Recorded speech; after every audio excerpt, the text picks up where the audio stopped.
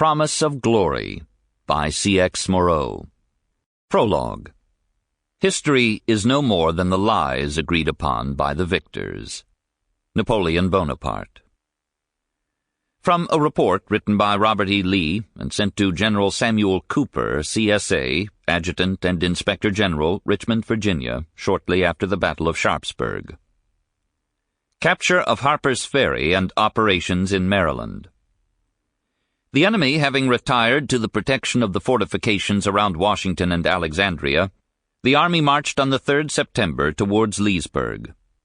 The armies of Generals McClellan and Pope had now been brought back to the point from which they set out on the campaigns of the spring and summer.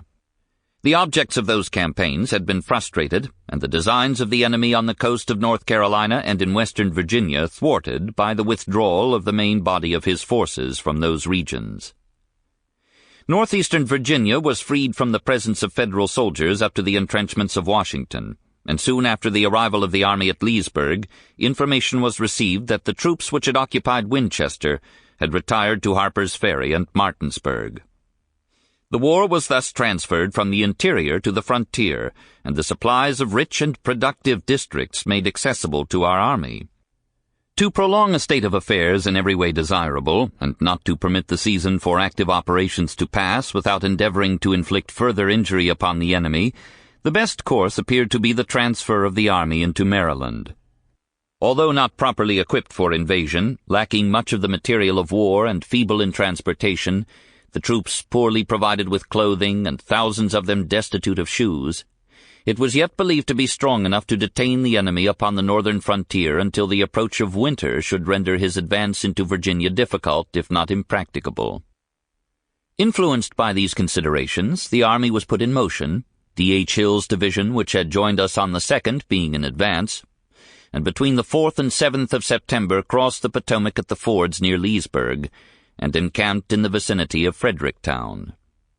Respectfully submitted, R. E. Lee, General. From a telegraph message sent to General George McClellan. War Department, Washington, September 15, 1862, 2:45 p.m.